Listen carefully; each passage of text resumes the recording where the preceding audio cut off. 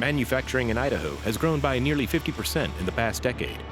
Fabricated metal products and machinery are among the top 10 sectors of that growth, creating a high demand for skilled professionals.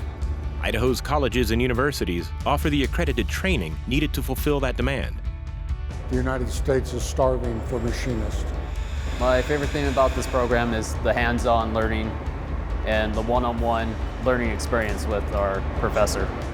Of all the graduates that we've had so far, we have placed 80% of them in jobs. The demand for welders right now is through the roof. This is a really good program for me because I get to work with my hands and not just through a computer screen. When we go through math classes, these are all things that will help you get a career. You get out there and get some experience, and there's a lot of money to be made. To get started on your career, enroll in classes today and check out our Idaho Public Television American Graduate website to learn more about high-demand careers.